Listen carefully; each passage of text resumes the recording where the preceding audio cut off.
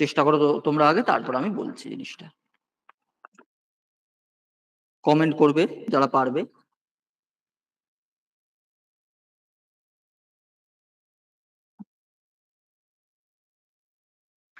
তাহলে বলে দিই।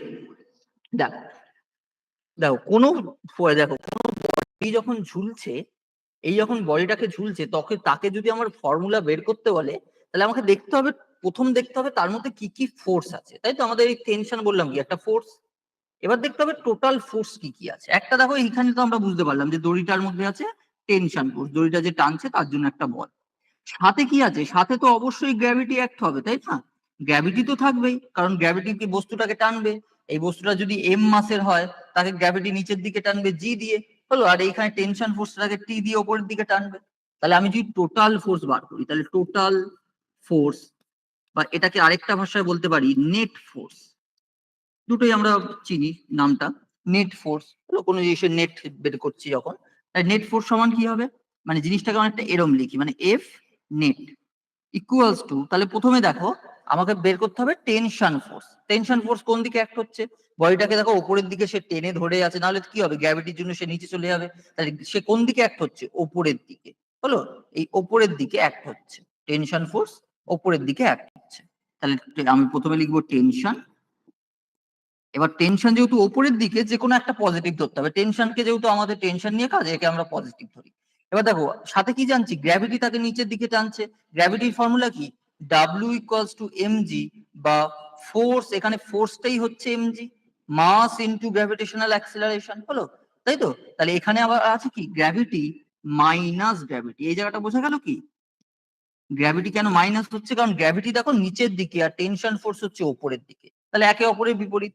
তাহলে যেহেতু আমরা টেনশন ফোর্সটা বার করব, ওকে আমরা পজিটিভ নিয়ে সুবিধা হবে, আর একে আমরা নেগেটিভ। হয়ে গেল, হলো। এবার দেখো এই এফ ইকুয়ালস টু কি? নিউটনের দ্বিতীয় সূত্র কি বলছে? তোমাদের পড়িয়ে গেছি। F equals to M A, father equals to mother, mass into acceleration. পড়িয়ে গেছি, আর বলবো না এক্সট্রা করে। তাহলে এম এ বসালাম। টেনশন ফোর্স কি? টেনশন ফোর্সও সেম। এবার দেখো টেনশন ফোর্সকে আমরা টি দিয়ে লিখি, যেহেতু আমরা টি দিয়ে এটাকে বের করছি, তাহলে টি দিয়ে রাখি, হলো। মাইনাস গ্র্যাভিটি কোনটা? দেখো গ্র্যাভিটিতেই এই অ্যাক্সিলারেশন কি হয়? গ্র্যাভিটেশনাল অ্যাক্সিলারেশনে পরিবর্তন হয়ে যায়, পড়িয়েছি গ্র্যাভিটেশন চ্যাপ্টারে। তাহলে ওখানে কি হয়ে যাবে? ওখানে হয়ে যাবে এফ ইকুয়ালস টু এম এ নয় এম জি। তাহলে এখানে বসিয়ে দিই এম জি। এবার যেহেতু আমাকে টেনশন ফোর্স বার করতে হবে, তাহলে টেনশন ফোর্সটাকে একদিকে রাখি, টেনশন ফোর্সকে একদিকে রাখি, বাকিটাকে অন্যদিকে নিয়ে যাই। তাহলে এম এ এইদিকে আসলে কি হয়ে যাবে? প্লাস, মাইনাসটা প্লাস হয়ে যাবে, প্লাস এম জি। বোঝা গেল? তাহলে কোনটা right answer? Option C is the right answer. T equals to M G plus M A, হলো। তার মানে যদি কোনো ফোর্স, হয়তো কোনো বডি ঝুলছে, বা কোনো বডি বলেছে এই বডিটার উপর কত ফোর্স আছে, তখন কিন্তু আমাকে সবসময় মনে রাখতে হবে আমাকে টোটাল ফোর্সটা বার করতে হবে। তার মধ্যে কিন্তু অন্য ফোর্সও থাকতেই পারে, হলো। যেমন এখানে গ্র্যাভিটি তো সবসময় থাকবে, তুমি যে ফোর্সই দাও, তো গ্র্যাভিটি থাকবে যখন, তাহলে গ্র্যাভিটিকে কনসিডার করতে হবে। তাহলে এই গেল T equals to M A plus M G. বোঝা গেল জিনিসটা? সবার ক্লিয়ার? একটা স্ক্রিনশট তুলে নেবে।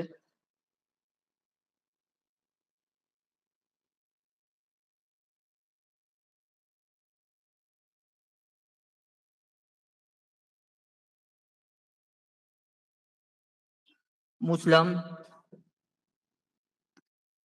কয়েকটা। Which of the following option is correctly match? আমরা বলছি নিচের কোন অপশনটা ঠিকঠাক আছে। তাহলে বলে ফেলো দেখি, নিচের কোনটা একদম সঠিক আছে? ইউনিট অফ ফোর্স দিয়েছে joule, horse power, torque. Joule, horse power,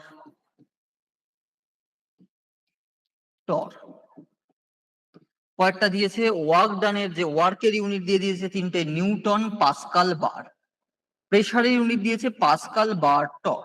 আর ভলিউমের ইউনিট দিয়েছে কিলোগ্রাম, গ্রাম, মিটার, হলো। তাহলে নিচের কোনটা একদম ঠিকঠাক আছে, কোনো ভুল নেই।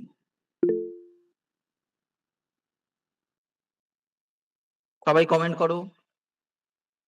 এসএসসি সিপিওর কোশ্চেন এটা।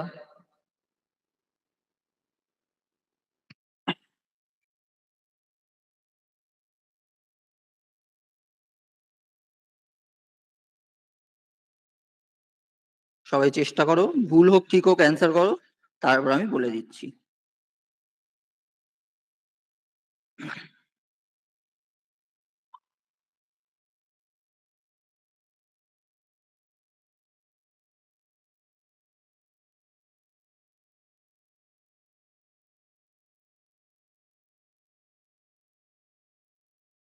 তাহলে তিনজনেই অপশন সি বলছে, তাই তো?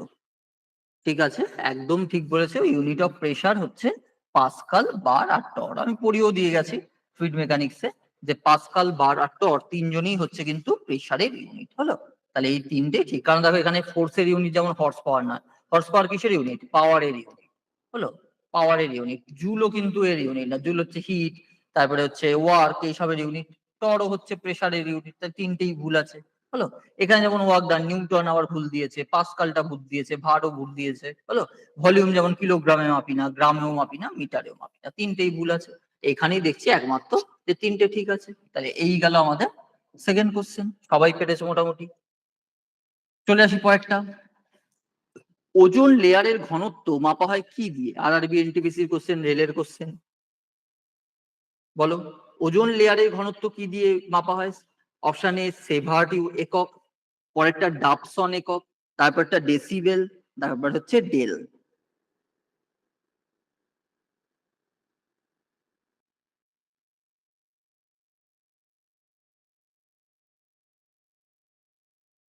তাই মাহফুজা বলছে বি, এমডি বলছে বি। বাকিরা সবাই অ্যান্সার করো, যারা যারা ক্লাসে আছে, ভুল হোক ঠিক হোক সবাই অ্যান্সার করো।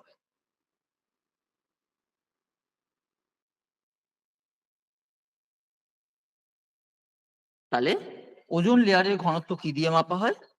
ওজোন লেয়ারের একদম সঠিক বলেছে সবাই, যে ডাবসন ইউনিট দিয়ে মাপা হয়। ওজোন লেয়ার কতটা ঘন সেটা, এটা ডবসন, আচ্ছা ডবসনও বলতে পারি বা ডাবসনও বলতে পারি, যেহেতু ইংলিশ উচ্চারণ তো ম্যাটার করে না, ডা বলি আর ড বলি। হলো, ডাবসন এটা হচ্ছে একজন বিজ্ঞানীর নামে, ওই জন্য খুব ইম্পর্টেন্ট। হলো, দেখো এই আরআরবি এনটিপিসির কোশ্চেন বাকিগুলোও কিন্তু খুব ইম্পর্টেন্ট। এই যে সেভার্ট ইউনিট, এটা বলতে পারবে কেউ যে এটা দিয়ে কি করা হয়? কেমিস্ট্রিতে এই জিনিসটা পড়ে থাকবে। সেভার্ট ইউনিট দিয়ে আমরা কি করি? ডেসিবেল তো জানো, এটা তো আর বললাম না। হলো, শব্দের প্রাবল্য মাপা হয়, কতটা জোর শব্দের, ডেসিবেল দিয়ে ছোটবেলা থেকে পড়ে আসছি। আর বলবে ডেল ইউনিটটা, এই দুটো আমাকে বলবে। বলো দেখি, সেভার্ট ইউনিট আর ডেল ইউনিট আমাদের কি কাজে আসে? যে দেখো, যেহেতু পরীক্ষায় এই সমস্ত অপশন ফেলেছে, তো যে কোনো দিন যে কোনো পরীক্ষায় কিন্তু এই দুটো অপশন থেকেও কোশ্চেন আসতে পারে। শুধু যে এটা জিজ্ঞেস করেছে সেটাই অ্যান্সার করবো সেটা না। হলো, আমাদের কিন্তু যেহেতু এই অপশনে চলে এসেছে সেভার্ট ইউনিটটা, তাহলে সেটা থেকেও কিন্তু আমাদের পরীক্ষায় কোনোদিন কোশ্চেন আসতেই পারে। তাহলে কি হবে রাইট অ্যান্সার?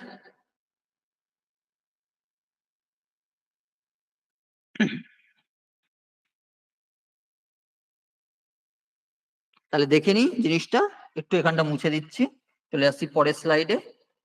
দেখো, আচ্ছা প্রথমে দেখে নাও এই ছবিটা, ছবিটাকে লক্ষ্য করো। দেখো বেকারেল, বেকারেল কিসের ইয়ে সবাই জানো হয়তো, বলতে হবে না। বেকারেল, বেকারেল দিয়ে কি করা হয়? বেকারেল দিয়ে আমাদের কি মানে কি মাপা হয়? বেকারেল দিয়ে আমরা রেডিও অ্যাক্টিভিটি, তাই তো, তেজস্ক্রিয়তা মাপি। তেজস্ক্রিয়তা পড়েছো তোমার কেমিস্ট্রিতে, যে তেজস্ক্রিয়তা কি হলো। তাহলে তেজস্ক্রিয়তা কি হয়? তেজস্ক্রিয়তা আমরা দেখবো বেকারেল দিয়ে মাপা হচ্ছে, কারণ বিজ্ঞানী বেকারেল সবার প্রথমেই তেজস্ক্রিয়তা আবিষ্কার করছে। হলো, এবং আমরা দেখছি ইউরেনিয়ামের তেজস্ক্রিয়তা আবিষ্কার করছে, ইউরেনিয়াম 235 এর। হলো, তেজস্ক্রিয়তা আবিষ্কার করছে, এবং ওই জন্য তার প্রথম মানে তেজস্ক্রিয়তা বা যেটা আমরা রেডিও অ্যাক্টিভিটি বলে জানছি, তার আগের নাম ছিল কিন্তু বেকারেল রশ্মি। এটাও জানবে, যেহেতু বেকারেল আবিষ্কার করছে তাই বেকারেল রশ্মি। পরবর্তীকালে আবার আমরা জানি মাদাম কুরি, তারপরে আমাদের রাদারফোর্ড এরা আবিষ্কার করছে। তাহলে আমরা জানি এই বেকারেল কিসের ইউনিট? এটা হচ্ছে তেজস্ক্রিয়তার এসআই ইউনিট। হলো, তেজস্ক্রিয়তার এসআই ইউনিট। আর সেভার্ট ইউনিটটা কি? দেখো সেভার্ট ইউনিটটা হলো এই রেডিয়েশনের ফলে, আমরা জানি কি তেজস্ক্রিয় মৌল কি করবে, প্রচন্ড তেজস্ক্রিয়তা, প্রচন্ড রেডিয়েশন ছড়ায়, যেগুলো আমাদের পক্ষে ক্ষতিকর।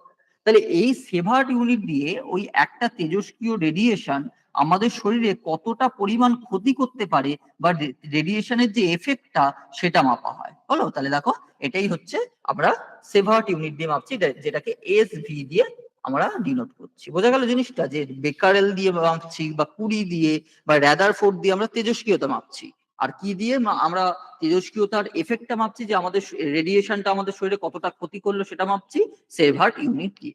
হলো, আর দেখো এই ডেল ইউনিটটাও খুব ইম্পর্টেন্ট, যেটা বললাম ডেল ইউনিট থেকে কিরকম কোশ্চেন আসে। হলো, বলছে এই ডেল ইউনিটটা কিসের ইউনিট? এটা হচ্ছে কোনো কষ্ট সহ্য করার ইউনিট, মানে আমরা কতটা পরিমাণ পেন সহ্য করছি তার মাপার ইউনিট হচ্ছে এই তোমার ডেল ইউনিট। তাহলে বলছে দেখো এই human body can bear up to 45 del of pain. আমাদের সাধারণ একজন মানুষ সে দেখবো 45 ডেল পর্যন্ত আমাদের ব্যথা সহ্য করতে পারে, হলো। কিন্তু আমরা দেখবো যখন আমাদের মেয়েরা মানে বার্থ দিচ্ছে, মানে বার্থ অফ এ চাইল্ড, যখন আমাদের মানে গর্ভপাতী বলছি, যখন আমাদের মানে বাচ্চা প্রসব করছে, তখন কিন্তু যে মহিলারা পেনটা সহ্য করছে সেটার যে মাত্রা, সেটাকে দেখবো আমরা 57 ডেল পর্যন্ত সেই পেনটা চলে যায়। তারা বুঝতে পারছো একটা স্বাভাবিক মানুষ 45 ডেল পর্যন্ত সহ্য করতে পারে, কিন্তু এই যে আমাদের প্রেগনেন্সির সময় একটা মেয়ে কিন্তু 57 ডেল কিন্তু সহ্য করতে, মানে তাদের সহ্য করতে হয়, ডেলিভারির সময় কিন্তু 57 ডেল সহ্য করতে হয়। তাহলে এই ইনফরমেশন গুলো কিন্তু অবশ্যই মাথায় রাখবে, হলো। তাহলে এই গেল আমাদের ডেল ইউনিট, এই গেল আমাদের সেভার্ট ইউনিট। একটা স্ক্রিনশটটা তুলতে চাইলে তুলে নাও, বোঝা গেল সবার জিনিসটা।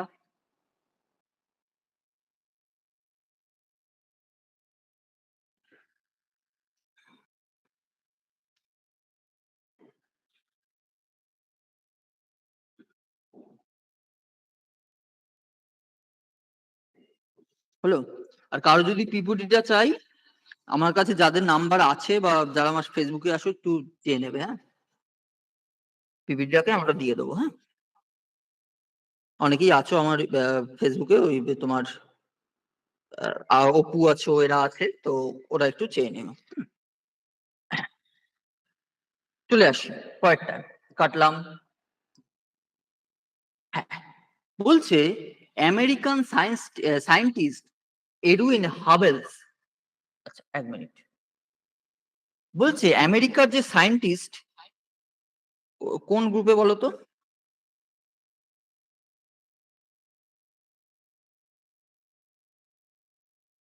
তোমাদের কি এই এই এটার একটা গ্রুপ আছে?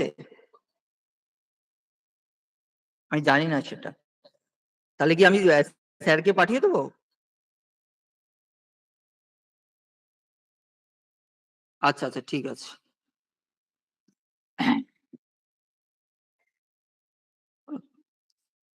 ঠিক আছে, চলো। বলছি দেখো, the American scientist Edwin Hubble's name, বিজ্ঞানী হাবেলের নাম কিসের সাথে জড়িত? হলো এসএসসি সিজিএল এর কোশ্চেন, হলো। আমেরিকার বিজ্ঞানী এডুইন হাবেলের নাম কিসের সাথে জড়িত?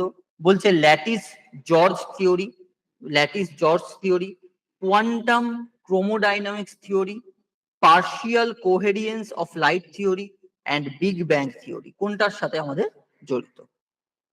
হলো। এটা আমি হাবেল হাবেল জিনিসটা আগের দিন বলেছিলাম, যারা ক্লাস করেছো তাদের অবশ্যই মনে রাখা উচিত। হাবেল নাম্বার দিয়ে আমি বলেছিলাম, যে জিনিসটা পড়িয়েছিলাম সেখান থেকেই কিন্তু উত্তরটা চলে আসবে। অত কিছু জানতেই হবে না যে কি দিয়েছিল বা কেন দিয়েছিল, কিচ্ছু জানতে হবে না। আগের দিন আমি এক্সপ্লেন করে গেছিলি যে হাবেল নাম্বার দিয়ে কি করা হয়। রাইট অ্যান্সার কমেন্ট করো।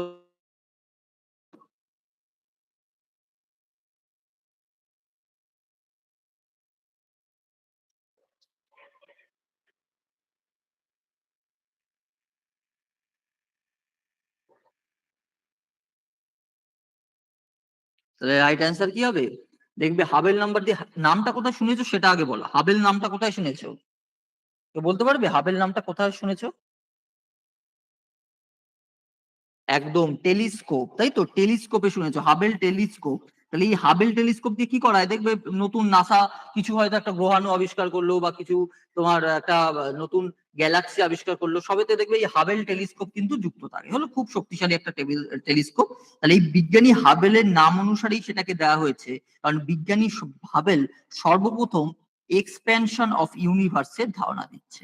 এক্সপ্যানশন অফ ইউনিভার্স মানে এই আমাদের ইউনিভার্স কতটা ছড়িয়ে আছে তার ধারণা দিচ্ছে, কতটা আমাদের যে গ্রহমণ্ডল বা এই সমস্ত কিছু সে আমরা দেখবো কতটা পরিমাণ ছড়িয়ে আছে তার ধারণা দিচ্ছে। ঠিক আছে, আমি বলে দিচ্ছি, হলো। আহ বলছে আমাদের গ্রহমণ্ডল বা আমাদের এই যে নক্ষত্র এই সমস্ত কতটা পরিমাণ ছড়িয়ে গেছে, হলো। তাহলে হাবেল নাম্বার দিয়ে মাপা হয়। বা একটা নক্ষত্র, এই ধর একটা স্টার আছে, সেখান থেকে আরেকটা স্টারের যে দূরত্ব সেটা মাপা হয়। ধর এই স্টারটা আবার মুভ করে এখানে চলে গেল, তাহলে এই যে মুভমেন্টটা হলো সেটাও হাবেল নাম্বার দিয়ে মাপা হয়, হলো। তাহলে এই হাবেল নাম্বার দেখো কিসের সাথে, এবার দেখো অপশন টেস্ট করে নিজেরাই বলতে পারবে কিসের সাথে জড়িত হবে, কিসের সাথে জড়িত হতে পারে, নিচের কোনটা এই ইউনিভার্স, বা এই সমস্ত কিছু আমাদের ডিনোট করছে? অ্যান্সার করো বুদ্ধি দিয়ে। এইসব কোশ্চেন জানতে হয় না, কারণ এইসব কোশ্চেন কোনোদিন তুমি পড়েও যাবে না যে হাবেলের আবিষ্কার কি, হাবেল বা কি আবিষ্কার করেন, বা এই সমস্ত থিওরিও তুমি পড়ে যাবে না, এগুলো বুদ্ধি দিয়ে অ্যান্সার করতে হবে। কিছু জিনিস পড়িয়ে দিচ্ছি, বাকিটা অপশন সি কেন, পার্শিয়াল কোহেরেন্স অফ লাইটের, লাইটের কি আছে আমাদের? Big bang theory, big bang, তাই তো, big bang theory. Big bang এ কি হলো? বিগ ব্যাং থিওরির মাধ্যমেই তো আমাদের সমস্ত গ্রহ নক্ষত্র এইসব হচ্ছে। বিগ ব্যাং থিওরিতেই তো এডুইন হাবেল বলছে যে সমস্ত আমাদের যা মানে আগে মহাকাশ শূন্য ছিল, তারপরে হঠাৎ একদিন কি হচ্ছে, বিশাল বড় একটা ব্যাং হচ্ছে বা বিস্ফোরণ হচ্ছে, সেখানে সেই ব্যাং থেকেই প্রচন্ড কসমিক রে বা বিভিন্ন এনার্জি সঞ্চয় হয়ে আমাদের গ্রহ নক্ষত্র এইসব তৈরি করছে। তাহলে সেই যে থিওরি, তাহলে কি হচ্ছে, গ্রহ নক্ষত্র এইসবের থিওরি কে দিচ্ছে? বিজ্ঞানী হাবেল। তো তার নাম অনুসারে স্পেসে তার নাম, মানে তার অবদানের জন্য তার নাম থেকেই আমাদের এই হাবেল নাম্বারটা এসেছে। তাহলে এই দেখো, এক্সপেনশন অফ ইউনিভার্স, মানে আমাদের ইউনিভার্সটা কিভাবে এক্সপ্যান্স হলো তার ধারণা দিচ্ছে বিগ ব্যাং থিওরি, হলো? তাহলে এই দেখো, একটা আগের দিনে কিন্তু এটা আমি ইউনিট এন্ড মেজারমেন্ট চ্যাপ্টারেই বলেছিলাম। সেই দেখো, একটা কোশ্চেন থেকে কিন্তু কত রকমের কোশ্চেন চলে এলো, হলো? তাহলে আমি জিনিসটা একটা স্ক্রিনশট নিয়ে নাও, তারপর চেঞ্জ করছি। হ্যাঁ মা পূজা, একদম option D is the right answer.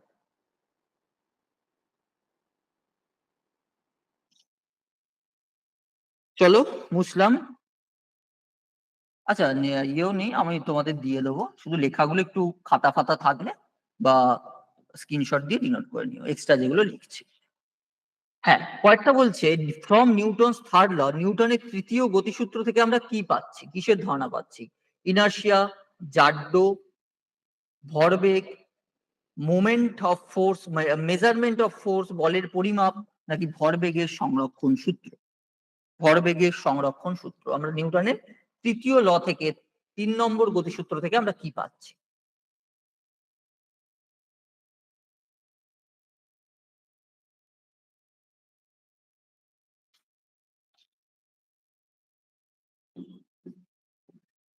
Answer করো।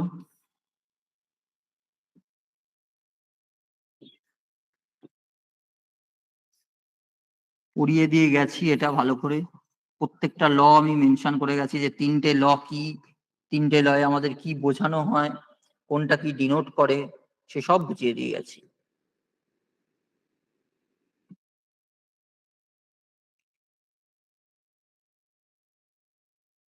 হ্যাঁ, ফার্স্টটা কি দিচ্ছে? মসিবুর বলে দিয়েছে যে বল এবং জাড্য, একদম আমাদের জাড্য বা যেটাকে বলছি ইনার্শিয়া, ইনার্শিয়া বা জাড্যর কনসেপ্ট দিচ্ছে। আর কি দিচ্ছে? ও যেটা বললো ফোর্সের কনসেপ্ট দিচ্ছে, বা যেটাকে বলছি আমরা বলের কনসেপ্ট দিচ্ছে। তাহলে শুধু ডেফিনেশন অফ ফোর্স এই কথাটা উল্লেখ করবে, ডেফিনেশন, শুধু বলটা কি জিনিস সেটা বলছে, ডেফিনেশন অফ ফোর্স, বলের সংজ্ঞা, বলের সংজ্ঞা দিচ্ছে।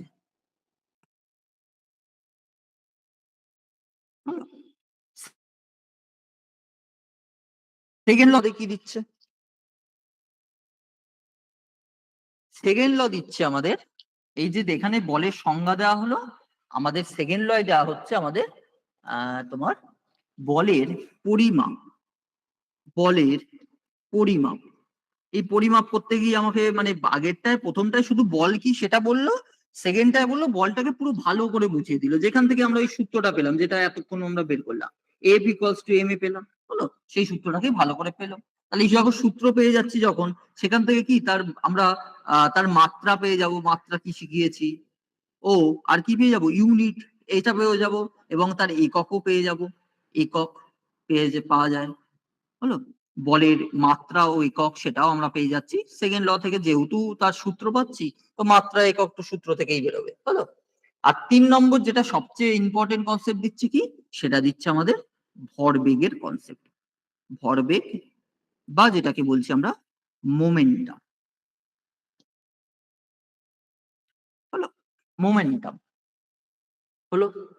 এই 3টে কনসেপ্ট দিচ্ছে। আর থার্ড লয় কি দিচ্ছে? থার্ড লয় দিচ্ছে, এই দেখো এখানে দিল ভরবেগের কনসেপ্ট, থার্ড লয় গিয়ে দিচ্ছে ভরবেগের সংরক্ষণ সূত্র, যে বললো ভরবেগ সবসময় কিন্তু একই থাকবে, সবসময় সংরক্ষিত হবে, সংরক্ষিত বা সংরক্ষণ সূত্র, হলো? তাহলে কোনটা রাইট অ্যান্সার হবে? Option D is the right answer, conservation of momentum বা ভরবেগের সংরক্ষণ সূত্র। তাহলে এই গেল আমাদের first law, second law, third law. একটা স্ক্রিনশট নিয়ে নাও,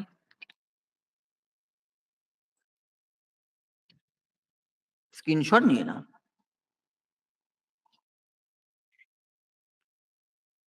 পরের দিক থেকে আমি বলে দেবো চ্যাপ্টারের নাম, তোমরা পড়ে রাখবে, তারপর পড়ে সেটাকে অ্যান্সার দেওয়ার চেষ্টা করবে। হয় আমার থেকে পড়ো বা বই থেকে পড়ো, পড়ে রাখবে, তারপর কোশ্চেন গুলো করবে, তাহলে জিনিসটা একটু ভালো হবে। প্রিপারেশনটা তোমাদের নিজেরা পড়ে থাকলে জিনিসটা অ্যান্সার দিতেও সুবিধা হবে।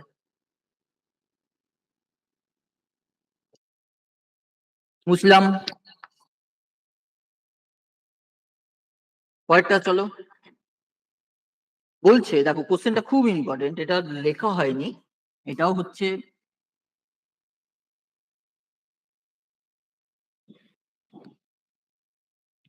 RRB NTPC-র question. একটু গ্রাফের কোশ্চেন দিয়েছে, হলো। তাহলে বলছে বল সময় লেখচিত্রের গ্রাফ আমাদের কি দেবে, বা লেখচিত্রের গ্রাফের, যে বলছে গ্রাফের, এখানে লিখে দিই, একটু একটু মিসিং আছে, গ্রাফের ক্ষেত্রফল আমাদের কি দিচ্ছে। হলো, খুব বুদ্ধি দিয়ে কিন্তু অ্যান্সার করতে হবে, একটু বুদ্ধি দিলেই হয়ে যাবে জিনিসটা। এই ধরো ফোর্স এদিকে দিচ্ছি বলের, আর এদিকে ধরো টাইম, হলো। এই ধরো আমার একটা লেখচিত্র, যা হোক লেখচিত্র টানো, এরকম টানো, এরকম টানো, এরকম টানো, যা ইচ্ছা তোমাদের ইচ্ছা মতো, হলো। তাহলে বলছে ধরে নাও এইখানটার এই যে তোমার লেখচিত্রটা আমাদের কি দেবে। এই ধরো এখানে একটা আমি পয়েন্ট দিয়ে এটাকে বন্ধ করে দিলাম। তাহলে এই যে এরিয়াটা, এই এরিয়াটা আমাদের কি দেবে, নিচের কোনটা দেবে, মোমেন্টাম বা ভরবেগ, ঘাত, বল, নাকি জাড্য? অ্যান্সার করো, কোনটা দেবে আমাদের?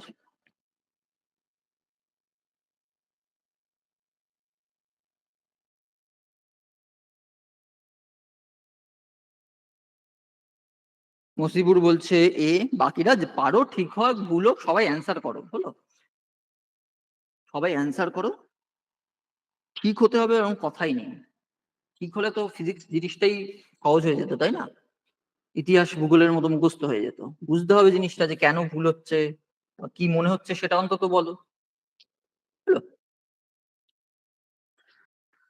তাহলে দেখো, বলছো অপশন এ আর বি এর মধ্যে হচ্ছে, হলো। আচ্ছা ঠিক আছে, হলো।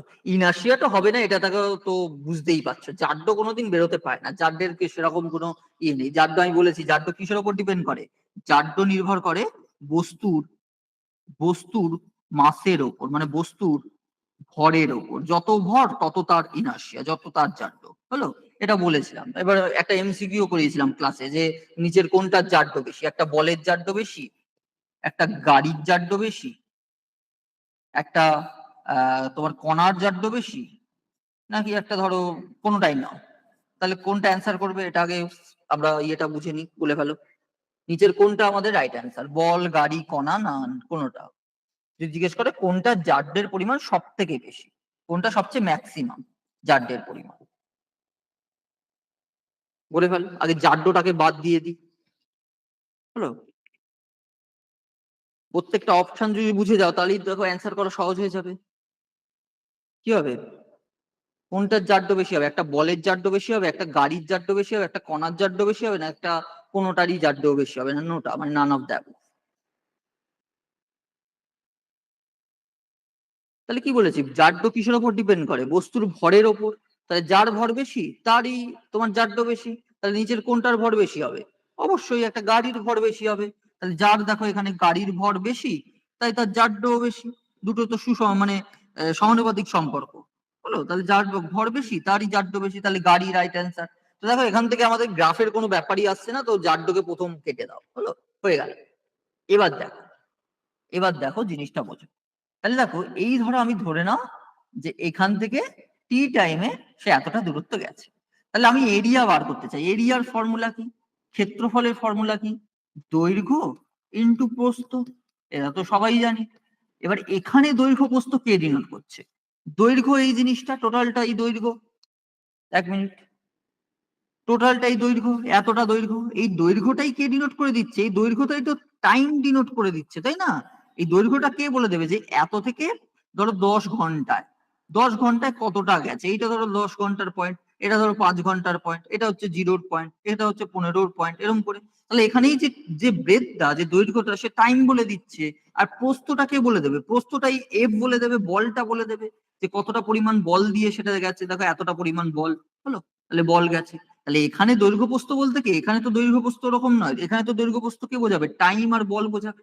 তাহলে দেখো এখানে লিখে দিই বল আর হচ্ছে সময়। তাহলে বল আর সময় আমাদের কি দেয়? বল আর সময় আমাদের কি দেয়? আমি পড়িয়ে দিয়ে গেছি সবাইকে একদম। মসিবুর, দেখো মসিবুর ঠিক বলেছে যে বল আর সময় আমাদের দেয় ঘাত। আমি বলেছি যে ঘাত কাকে বলে বা ইম্পালস কাকে বলে? যখন অনেক বড় বল, মানে একটা লার্জ ফোর্স, একটা খুব কম সময়ে কোনো বস্তুর ওপর পড়ছে, তাকে বলি আমরা ঘাত। হলো, ঘাত পুরো কনসেপ্টটা বুঝিয়ে দিয়ে গেছি, এখন আর বলছি না এক্সট্রা করে। তাহলে কি দিচ্ছে? ঘাত দিচ্ছে। তাহলে option B, impulse is the right answer. হলো, তাহলে বোঝা গেল জিনিসটা। একটা স্ক্রিনশট নিয়ে নাও। হলো, দেখো ফোর্স তো হবেই না, ফোর্স তো প্রথমেই মানে এখান থেকে ক্যান্সেল আউট করেই বুঝতে পারবে ফোর্স তো হবেই না। ফোর্স তো মানে ফোর্সেরই তো গ্রাফ টেনেছি, ফোর্স কি করে রাইট অ্যান্সার হতে পারে? তো দুটো গেল, তাই এই দুটোর মধ্যে জাস্ট চুজ করতে হবে। এবার মোমেন্টাম সমান যদি জানো যে মোমেন্টাম সমান কি হয়, ভরবেগ সমান ভর ইনটু বেগ। এখান থেকে ভর পাচ্ছি আর বেগ পাচ্ছি। হলো, তাহলে ভরবেগের কনসেপ্ট এখানে আসছেই না। দেখো ভরটা আমরা কোথা থেকে পাবো? এখান থেকে কোথাও ভর পাবো? তুমি সময় যদি লেখচিত্র টানো আর বলের লেখচিত্র টানো, সেখান থেকে বস্তুর ভর কি রকম সেটার ধারণা আমার কোথা থেকে আসতে পারে, তাই না? তো ভর কোনোদিন আসতে পারে না, ভর তো ভরই হয়, ভর তো কোনো রকমের চেঞ্জ হবে না। ভর যে টাইম বাড়াচ্ছি তার সাথে ভর চেঞ্জ হচ্ছে, এরকম তো হবে না। তো ভর আসবেই না, তো সেখান থেকে এটাও কেটে গেল। রাইট অ্যান্সার হলো ইম্পালস। তাহলে তুমি যদি প্রত্যেকটা অপশন পড়ে ফেলো, তাহলে রাইট অ্যান্সার কি হবে? যেটা ইম্পালস তুমি না জানলে তবু অ্যান্সার করে দিতে পারলে। হলো, তাহলে এই গেল আমাদের তোমার জাড্ডের তোমার ইয়ের কনসেপ্ট, ইম্পালসের কনসেপ্ট। একটা স্ক্রিনশট নিয়ে নাও।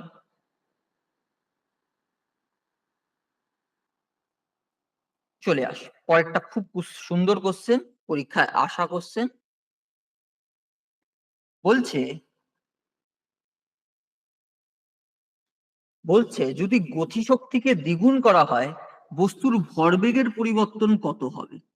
এটাও আমি করিয়ে দিয়ে গেছি কিন্তু ক্লাসে, যখন আমি এনার্জি চ্যাপ্টার পড়িয়ে গেছি, সেখানেও কিন্তু এই জিনিসটার আমি আর মানে কোশ্চেনটাই আলোচনা করে দিয়ে গেছি। তাহলে রাইট অ্যান্সার করো। যদি গতিশক্তিকে দ্বিগুণ করা হয়, ডবল করা হয়, তাহলে তার সাথে আমাদের মোমেন্টাম বা ভরবেগের কি পরিবর্তন আসবে? সেটা কত গুণ হবে? 2 গুণ, 4 গুণ, 1-এর 4 গুণ, নাকি 1-এর 2 গুণ?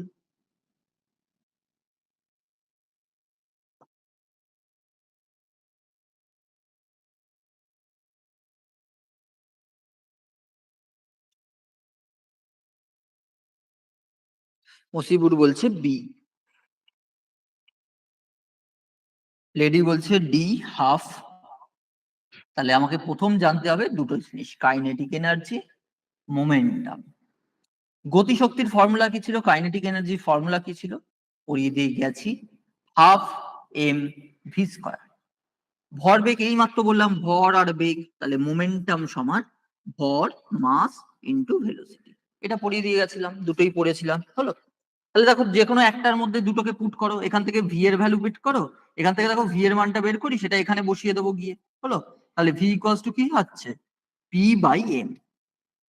ওপর নিচে করে দিলাম, এবার এটাই আমি এখানে বসিয়ে দেবো। হলো, তাহলে বসাই জিনিসটা। তাহলে পড়ে থাকলো হাফ, এই কাইনেটিক এনার্জিকে এবার শুধু ই দিয়ে ডিনোট করি, আর বারবার কেই লিখবো না। হলো, অনেকটা লিখতে হবে। তাহলে এম, আর ভি মানে হচ্ছে পি বাই এম, আর ভি স্কোয়ার আছে এখানে, দেখবে ভালো করে, তাহলে জিনিসটা স্কোয়ার। তাহলে কি হলো? Half M P square by M square. তাহলে এখান থেকে একটা এম, এখান থেকে একটা এম কেটে গেল। হলো, তাহলে কি পড়ে থাকলো? যে পি স্কোয়ার বাই 2m। বলো, এবার দেখো একদিকে সবগুলোকে নিয়ে আসি, যে ইকুয়ালস টু পি স্কোয়ার সমান 2m এসে গেল।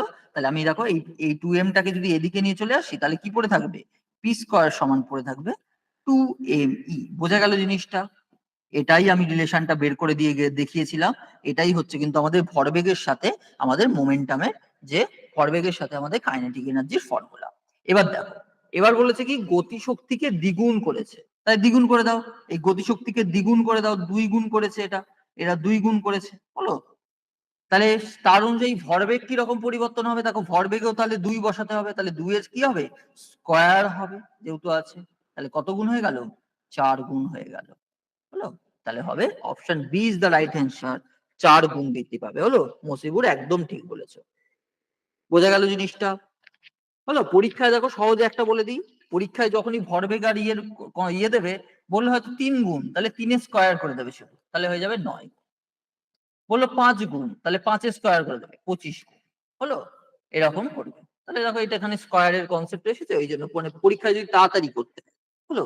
বললো এরা হয়তো 3 গুণ বেড়েছে বা 4 গুণ বেড়েছে। কাইনেটিক এনার্জিকে এখানে ডবলের জায়গায় বললো 4 গুণ।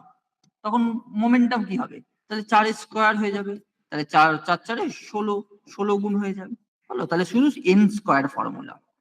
পরীক্ষায় তাড়াতাড়ি করার জন্য। এটা হচ্ছে পরীক্ষায় তাড়াতাড়ি করার জন্য। নাহলে তো এখানে আমি তোমাকে পুরো কনসেপ্ট লিখে লিখে করিয়ে দিলাম।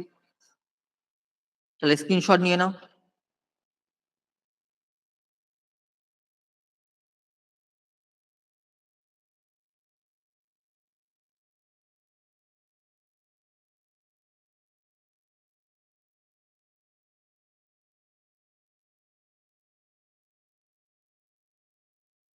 চলে আসি পরেরটায়।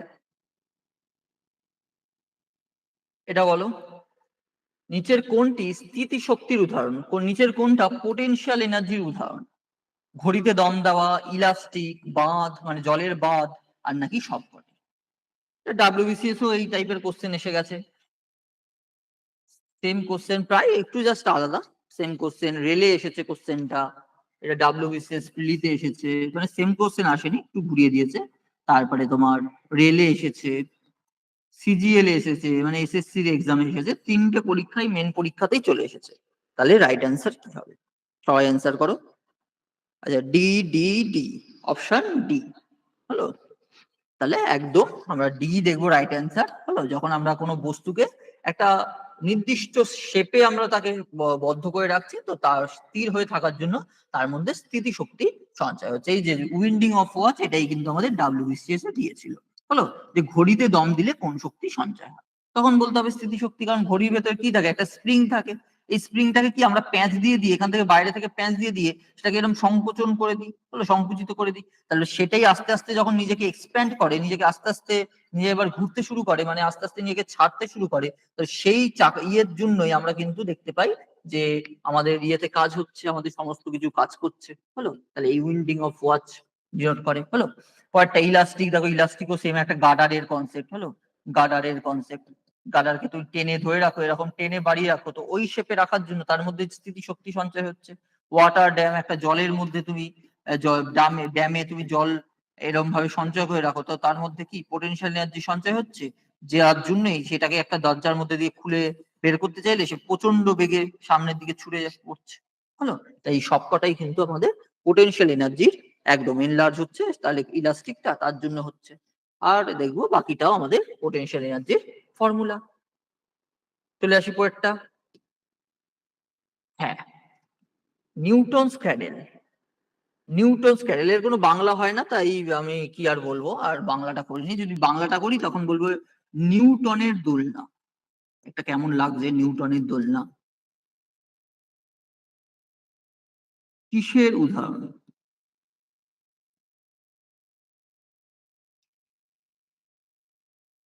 বলছে কনজারভেশন অফ এনার্জি, শক্তির সংরক্ষণ সূত্র। পরেরটা বলছে ভরের সংরক্ষণ সূত্র। এটা বলছে শক্তির সংরক্ষণ সূত্র। এটা বলছে ভরের সংরক্ষণ সূত্র। এটা বলছে ভরবেগের সংরক্ষণ সূত্র। আর নাকি কোনোটাই নয়। রাইট অ্যান্সার করো। অনিমুল বলছে সি, লেডি বলছে সি, বাকিরা?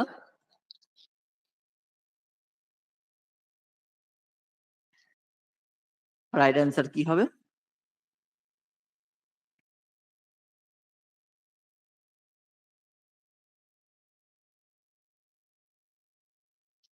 তাহলে দেখে নি, রাইট অ্যান্সার একদম অপশন সি হবে right answer, conservation of momentum. কি হয় জিনিসটা সবাই দেখেছে, নিউটন ক্যাডেল নামটা না শুনলেও জিনিসটা প্রায় সবাই দেখেছে।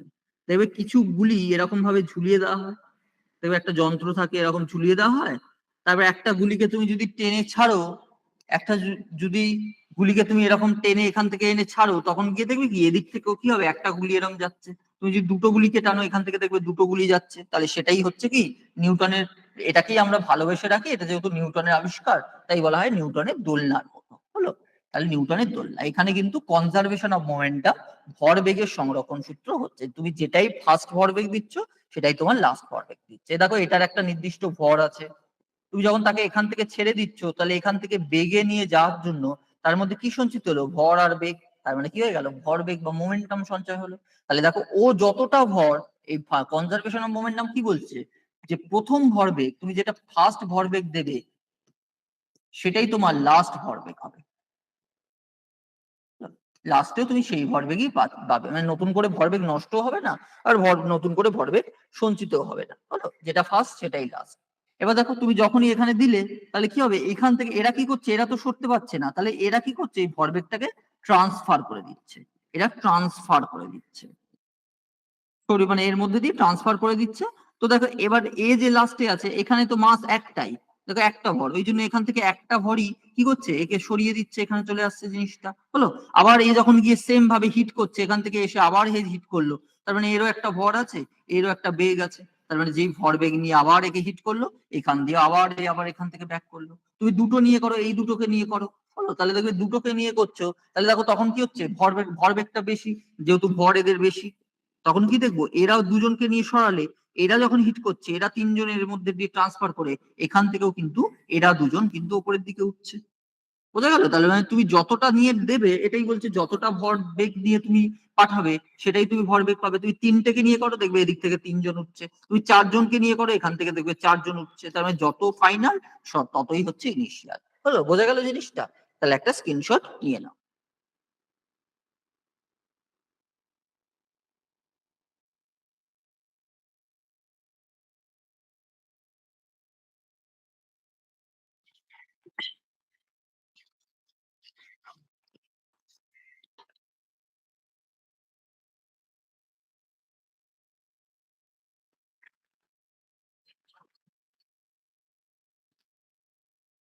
তাহলে মুসলাম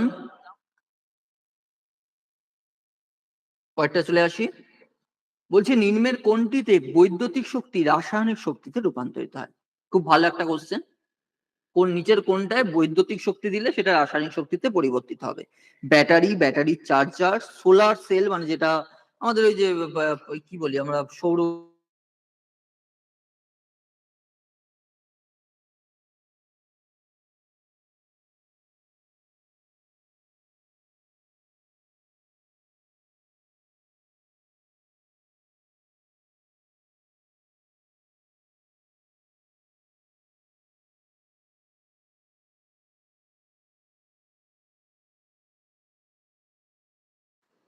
বাকিরা অপশন ডি হবে না, এবার অপশন ডি ছাড়া চুজ করো, অপশন ডি ছাড়া চুজ করো, অল অফ দ্য অ্যাবভ হবে না, প্রত্যেকটাই আলাদা।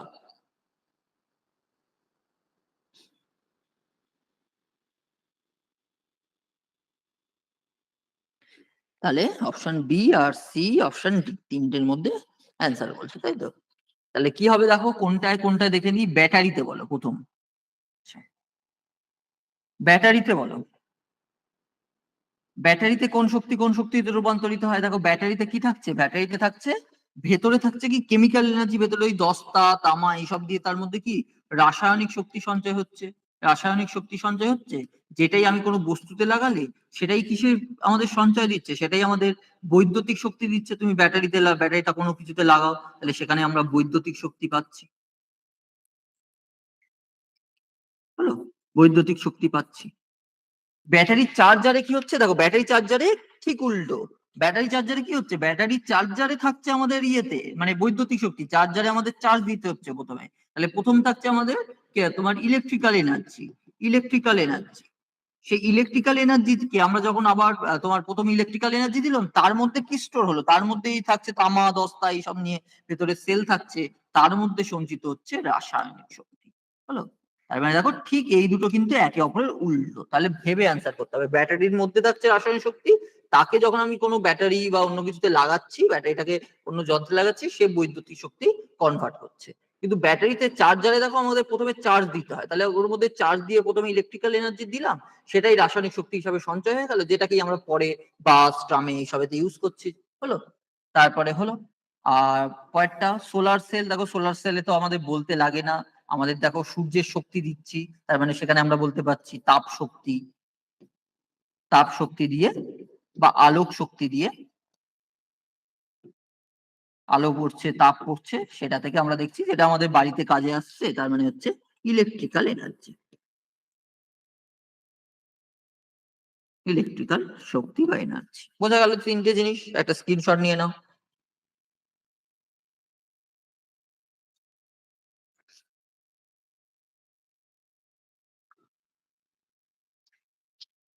বুঝলাম, কয়েকটা চলে আসি। এটা খুব সহজ কোশ্চেন, বহু পরীক্ষায় পড়েছে। এক অশ্ব ক্ষমতা সমান কত ওয়াট? পাওয়ার আমরা অশ্ব ক্ষমতা আর ওয়াট দিয়ে মাপি। হলো কোন ক্ষমতা বা পাওয়ার, তাহলে এটা ওয়াট। যেমন আমরা বাল্ব এইসবের ক্ষমতা মাপি, তাহলে দেখবো কত হবে। একদম, দেখো সবাই ঠিক অ্যান্সার করেছো, 746 ওয়াট। হলো, এটা হচ্ছে এক অশ্ব ক্ষমতা। হলো, আর বলতে হবে না আমাকে, এটা জানি সবাই। এবার চলে আসি একটু গ্র্যাভিটেশন, একটু মাধ্যাকর্ষণ থেকে আমরা একটু কোশ্চেন করি। তোমাদের পড়িয়ে দিয়ে গেছি মাধ্যাকর্ষণ, খুব ভালো করে ডিটেলসে পড়িয়েছি। হলো, তাহলে যা যা পড়িয়েছি তার মধ্যে থেকে কিন্তু সব question. If the distance between the মাসেস, বলছে দুটি ভরের মধ্যকার দূরত্ব যদি দ্বিগুণ করা হয়, এই ধর একটা মাস আছে, এই ধর একটা মাস আছে, তাদের যে মধ্যকার দূরত্ব সেটাকে দ্বিগুণ করে দেওয়া হলো, মানে এরকম করে দেওয়া হলো, ধরে নাও দ্বিগুণ, দুগুণ করা হলো, তাহলে বলছে তাদের মধ্যবর্তী যে বলটা ছিল সেই বলটা কত গুণ বা কত গুণ চেঞ্জ হবে। হলো, এটা আমাদের আরআরবি এনটিপিসির কোশ্চেন।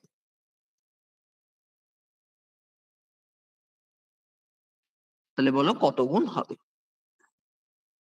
ফার্স্ট দিনেই মানে প্রথমেই একদম আমি করিয়েছিলাম গ্র্যাভিটেশনের ফার্স্ট পেজেই করিয়েছিলাম এই জিনিসটা। মসিবুর বলছে 1/4, লেডি বলছে 4, বাকিরা